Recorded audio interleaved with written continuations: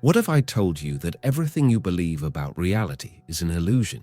That the world you see, touch, and feel is nothing more than a reflection of your mind? This isn't science fiction. It's not a conspiracy theory. It's ancient knowledge that the greatest sages in history tried to reveal to us. But it was deliberately hidden from you. Why?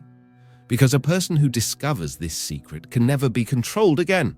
Thoth the Thrice Great, known by the Greeks as Hermes Trismegistus, encoded this knowledge in texts that have survived for millennia.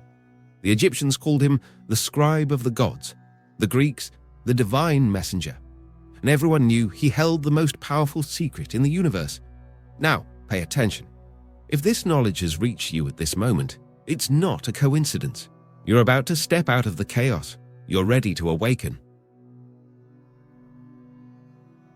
Change your thoughts, and you'll change your world. Have you ever wondered why so many Hermetic symbols are scattered throughout the modern world? The caduceus, that serpent wrapped around a staff, that you see in hospitals and pharmacies, the alchemical symbols that show up in movies, TV shows, video games. It's not a coincidence. Hermes Trismegistus, or Thoth as he was known in Egypt, wasn't just another sage. They say he lived 300 years and wrote over 36,000 books of pure knowledge. Knowledge that formed the foundation of everything we now call science, philosophy, and spirituality. But who was this extraordinary being, really? Some say he was a flesh and blood man, a contemporary of Abraham. Others believe he was a group of wise men operating under one name. And there are those who claim Thoth was a being from another plane of existence who came to Earth to elevate human consciousness. What we know for sure is that his teachings were so revolutionary, so transformative, that the greatest civilizations of antiquity preserved them as their most valuable treasure. Think about it. What could be so powerful that Egyptians, Greeks, Romans, and Arabs, cultures that often warred with each other, would all agree to protect it? The answer is simple: the knowledge of how reality truly works. This knowledge was preserved in texts like the Corpus Hermeticum, the Emerald Tablet, and more recently, the Kybalion, a book published in 1908 by authors who identified themselves only as the Three Initiates. Why the anonymity? Because this knowledge has always been dangerous to the status quo. Because it reveals that you don't need intermediaries between you and the divine, that you don't need institutions telling you what to think, that within you lies the same creative power that gave birth to the universe. And that, my friend, is far too revolutionary to be widely known. But now, this knowledge has reached you. And the first law, the most fundamental of all, is going to completely change the way you see the world. The principle of mentalism, the law that governs everything. The all is mind, the universe is mental. Sounds simple, right? 7 words that don't seem like a big deal. But inside that seemingly innocent sentence lies the most powerful secret ever revealed to humanity. What does it really mean? It means that everything, absolutely everything, you experience as reality is, at its deepest essence, mental. Not just your thoughts and emotions, but the physical world you touch, see, and feel.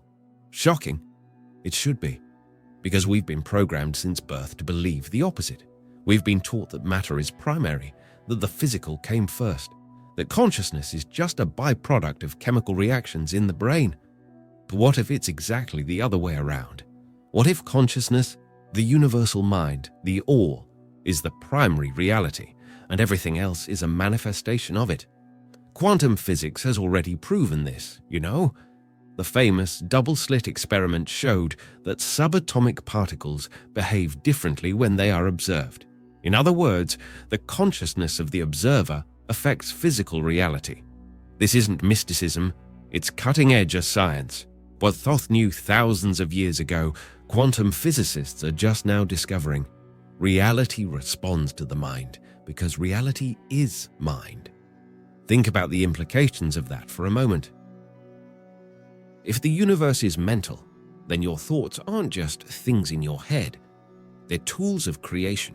They're seeds planted in the fertile soil of the universal mind, which will inevitably sprout and bear fruit in accordance with their nature. Are you starting to grasp the power of that? Your thoughts create your reality, not metaphorically, literally. But here's the problem. Most people don't consciously choose their thoughts. They're victims of automatic mental patterns programmed by past experiences, traumas, and social and cultural conditioning.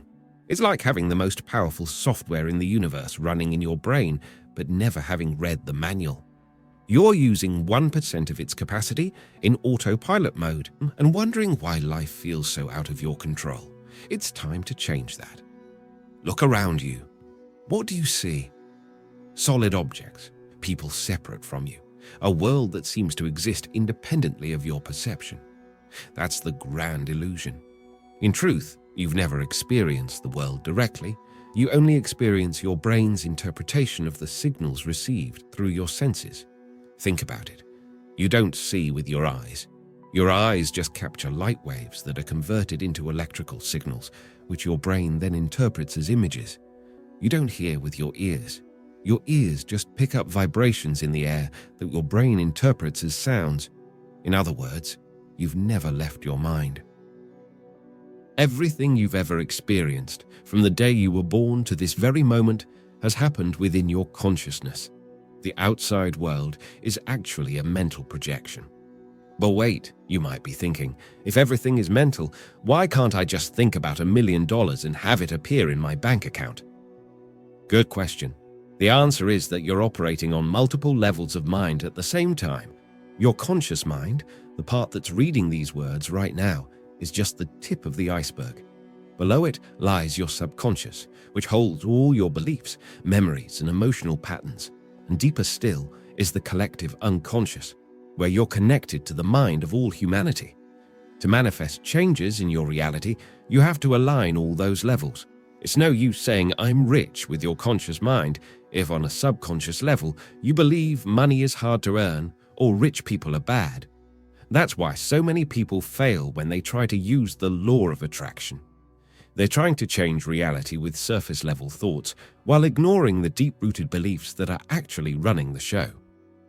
But when you truly understand the mental nature of the universe, you realize you can reprogram every level of your mind.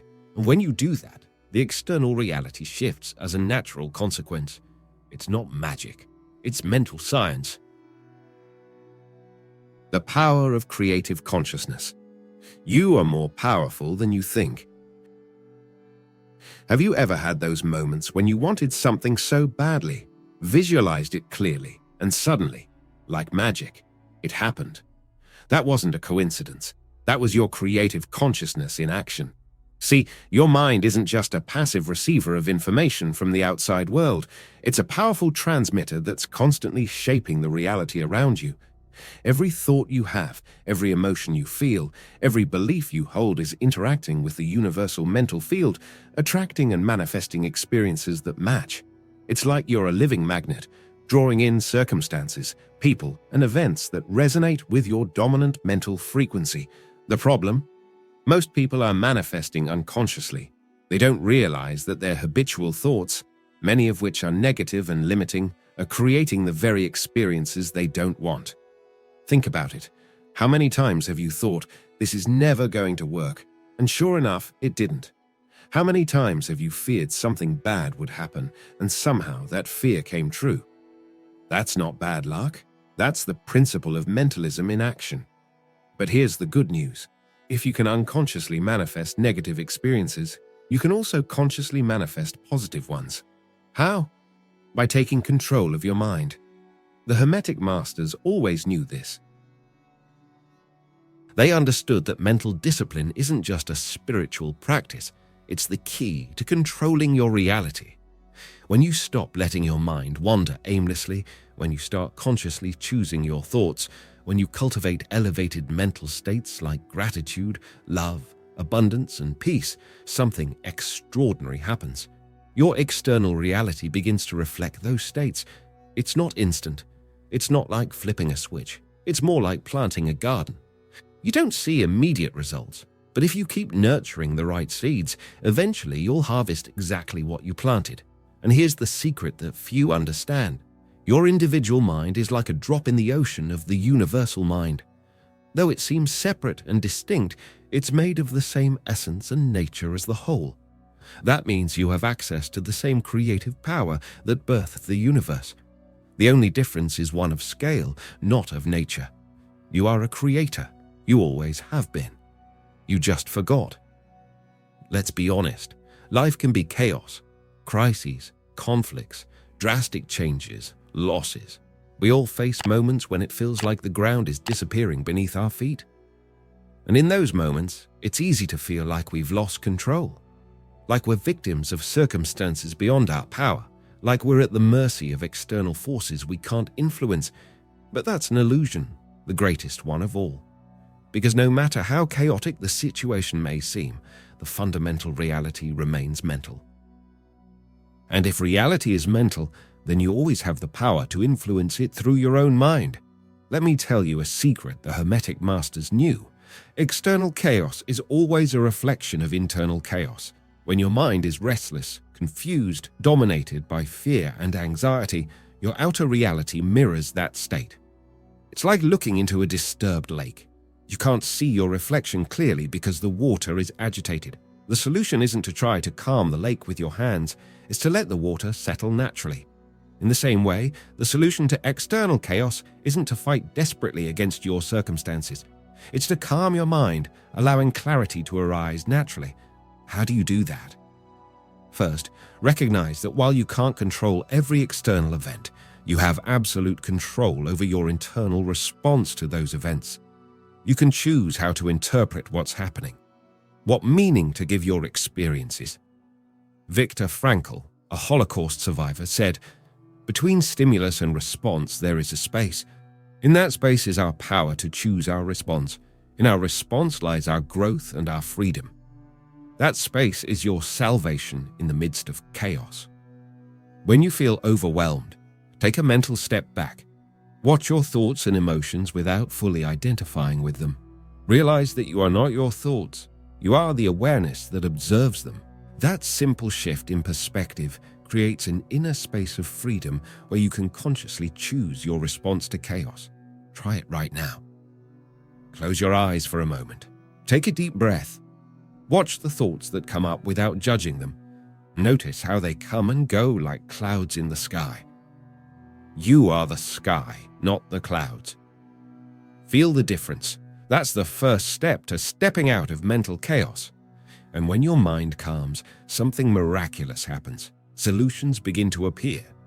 Clarity arises. The path ahead reveals itself. Not because your external circumstances changed, but because your perception changed. And remember, in a mental universe, perception is reality. The alchemy of mental transmutation, turning lead into gold. Have you ever heard of the medieval alchemists? Those mystical scientists obsessed with turning common metals into gold. Most people think they were just frauds or dreamers, but few understand what alchemy really meant. True alchemy was never about turning physical lead into physical gold. It was a metaphor for the spiritual transformation of the human being. The real alchemists knew that the most important laboratory was the mind itself, and that the most valuable transmutation was turning lower thoughts into higher ones. And guess what principle lies at the foundation of all mental alchemy? Exactly, the principle of mentalism. If everything is mind, then you can transmute any mental state into another, just like an alchemist transmutes one element into another. You can turn fear into courage, anger into compassion, confusion into clarity, scarcity into abundance. This isn't just a feel-good theory. It's a powerful practice that can literally transform your life. Let's take a real example. Let's say you're struggling with thoughts of not being enough. These thoughts create a mental state of scarcity, which shows up in your life as financial struggles, unsatisfying relationships, missed opportunities. How do you transmute that mental lead into gold? First, you need to clearly identify the mental state you want to transform. Be brutally honest with yourself. What are the negative thoughts dominating your mind? What limiting beliefs are running your life? Then dig into the origin of those beliefs. Where did they come from?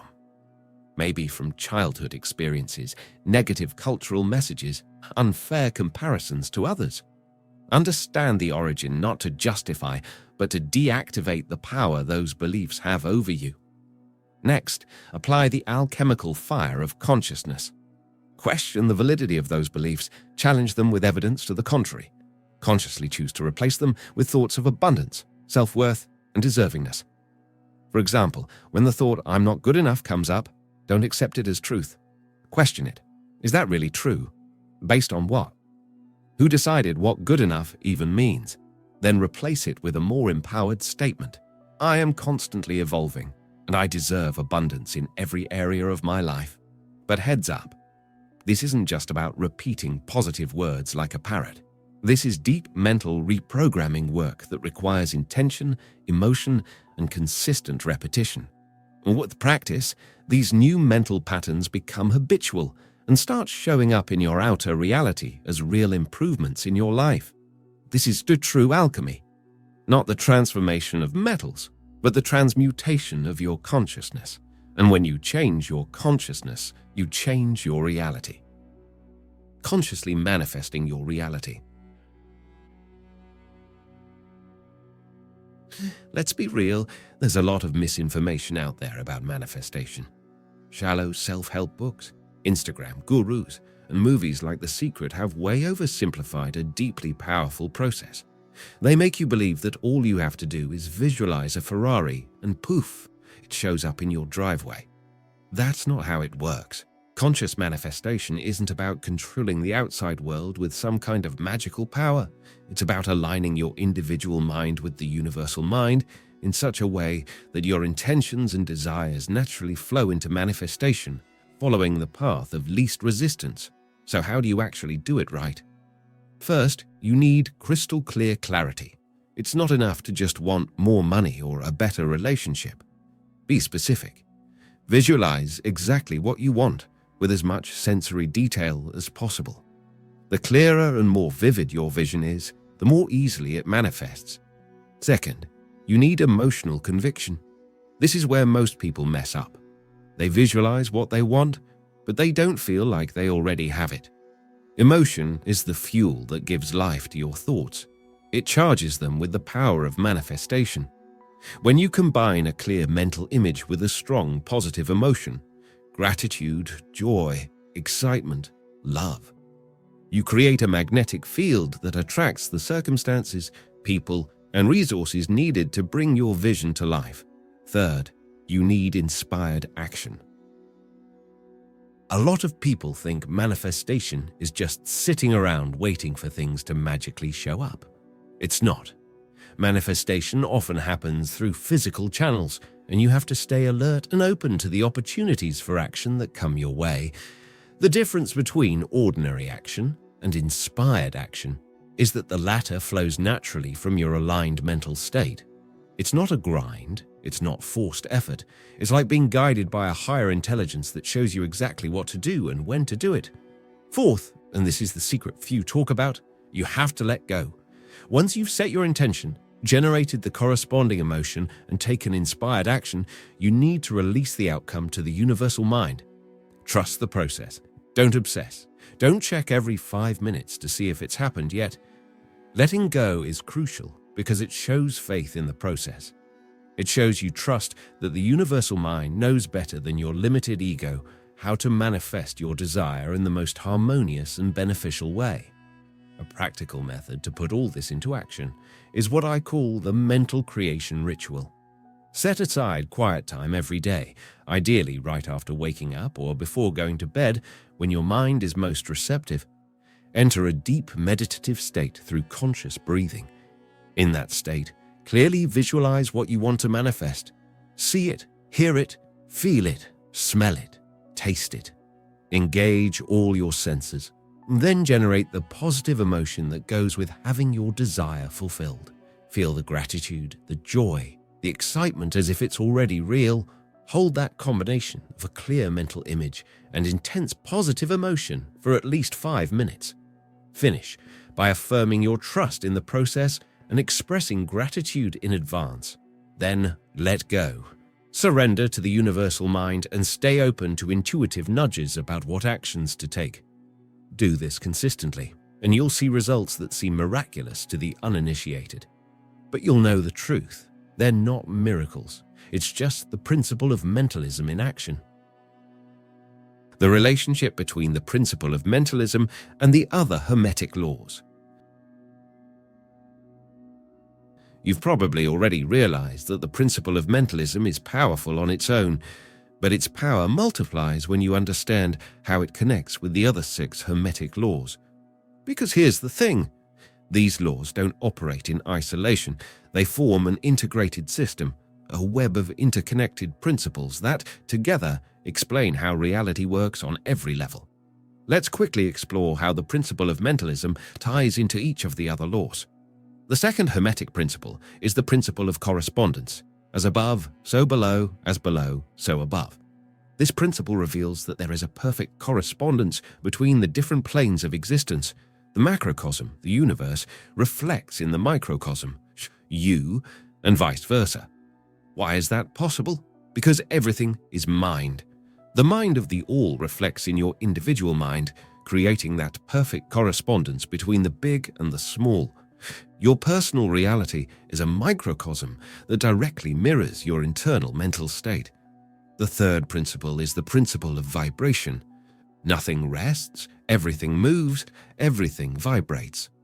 This principle shows that everything in the universe is in constant motion, vibrating at different frequencies. Matter, energy, thought, it all vibrates. And that universal vibration is only possible because everything is a manifestation of the universal mind, which is in constant creative activity. Your thoughts and emotions are literally vibrational frequencies that attract experiences of a similar frequency. The fourth principle is the principle of polarity. Everything is dual, everything has poles, everything has its opposite. This principle reveals that apparent opposites are just the extremes of the same thing, differing only in degree. Hot and cold, light and dark, love and hate, they are polarities of the same essence. That underlying unity behind duality is only possible because everything is mind. Everything is an expression of the same one consciousness, and that means you can transmute any negative polarity into its positive counterpart through mental alchemy. The fifth principle is the principle of rhythm. Everything flows in and out. Everything has its tides. All things rise and fall. This principle describes the cyclical movement, the ebb and flow that shows up in all phenomena of the universe. This universal rhythm is the pulse of the universal mind, the creative movement of the all's thought. Understanding this helps you not to over-identify with life's ups and downs, knowing they're just part of the natural rhythm of existence. The sixth principle is the principle of cause and effect. Every cause has its effect. Every effect has its cause. Everything happens according to law. This principle teaches that nothing happens by chance, that every event has a precise cause, and that universal causality is possible because everything is governed by the law of mind, by the way thought manifests into reality. Your thoughts are causes that will inevitably produce corresponding effects in your life. The seventh principle is the principle of gender. Gender is in everything. Everything has its masculine and feminine principles. This principle reveals that in all things exists the duality of the masculine, creative, projective, and the feminine, receptive, generative. This creative duality is how the universal mind operates, constantly generating new forms and experiences. In practical terms, it means that effective manifestation requires both the active projection of intention, masculine, and the passive receptivity to intuition and guidance, feminine. As you can see, all six of the other Hermetic laws are, in a way, elaborations and specific applications of the principle of mentalism. They describe how the universal mind functions, how it creates, sustains, and transforms manifested reality. Overcoming limitations through mental understanding. Let's talk about something we all deal with: limitations. That feeling of being stuck, of not being able to move forward, of always hitting the same wall, no matter how hard you try. It could be a financial block, a persistent health issue, a toxic relationship that seems impossible to shift, or just the sense that you're destined for a mediocre life. But what if I told you those limitations aren't as real as they seem? When you truly understand the principle of mentalism, you realize a liberating truth. Many of the barriers we face exist first in our minds before they ever show up in our outer experience. Our limitations usually begin as limiting beliefs, ideas we hold about ourselves, others, and the world that restrict our potential and keep us trapped in undesirable patterns of experience. I'm not smart enough. I don't deserve success. It's hard to make money. Relationships always end in pain. Sound familiar? Or maybe you've got your own custom versions of those toxic beliefs. The principle of mentalism teaches us that these beliefs aren't absolute truths. They're mental constructs we can change. They're like software programs running in the computer of our mind, and we can rewrite them. How? Through a process of disidentification and reprogramming. First, you need to disidentify from those beliefs. Realize they're not you, not your essence. They're just thoughts you adopted at some point in your life, usually in childhood, when you didn't yet have the discernment to question them. Try saying to yourself, I have the thought that I'm not good enough, instead of I'm not good enough. Feel the difference? In the first case, you're recognizing it's just a thought, not a truth about you. In the second, you're fully identifying with the belief. Once you've disidentified, you can begin to question the validity of those beliefs. Where did they come from? What evidence do you have that they are true? What evidence do you have that they might not be true? More often than not, we discover that our limiting beliefs are based on distorted interpretations of past experiences or negative messages we internalized from others. When examined through the lens of adult awareness, many of these beliefs simply don't hold up.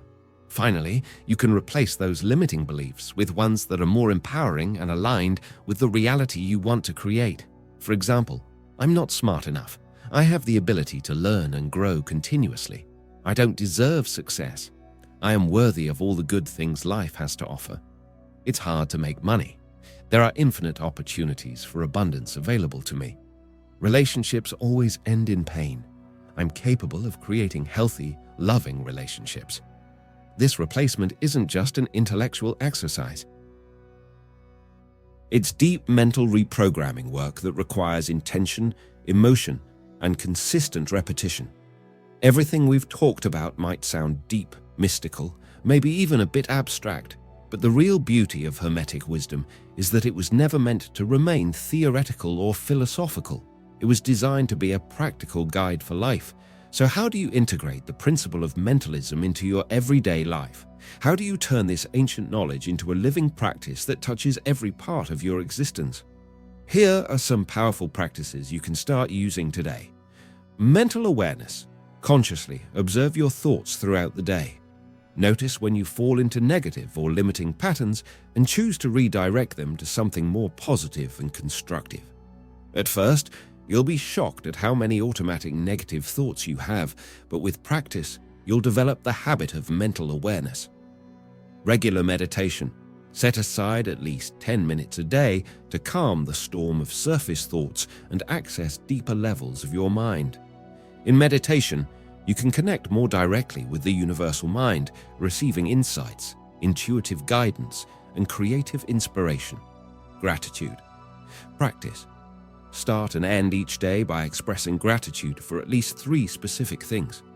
Gratitude is one of the highest vibrational frequencies and a powerful magnet for positive experiences. When you're grateful for something, you focus your mental energy on it, amplifying it in your experience. Conscious language. Use. Pay attention to the words you use, both when speaking to others and in your internal dialogue. Words are expressions of your thoughts, and at the same time, they shape your thoughts. Choose to use positive, affirming, and empowering language. Creative visualization. Spend a few minutes in the morning visualizing your day unfolding in the best possible way, and a few minutes at night visualizing your long-term goals being fulfilled. Remember to involve all your senses and generate the positive emotion associated with having your desires come true. Present moment, awareness. Practice being fully present in the moment without getting lost in past regrets or future worries. Present moment awareness is one of the deepest applications of the principle of mentalism, allowing you to tap into the creative power of now. Limiting belief challenge. Identify one limiting belief each week and consciously work to transform it. Use affirmations, visualizations, and most importantly, look for evidence that contradicts that belief. Over time, you'll reprogram your subconscious to align with a more empowered view of reality. Inspired action. Stay open to intuitive nudges and opportunities that appear in your path. Manifestation often happens through physical channels, and you need to be willing to act when inner guidance shows up. Trust your intuition. It's the voice of the universal mind speaking through you. By integrating these practices into your daily life, you won't just be applying an abstract philosophical principle. You'll be living in alignment with the fundamental truth of your existence. You'll be recognizing and honoring your nature as a mental being, as an individualized expression of the universal mind, as a conscious co-creator of your reality. And now that you know the truth, what are you going to do with it? Before you go, we've got a special video lined up for you that's going to take this powerful knowledge even deeper. Click the video on screen right now to meet us there. You're not going to want to miss this exclusive insight on how to apply the principle of mentalism in your daily life.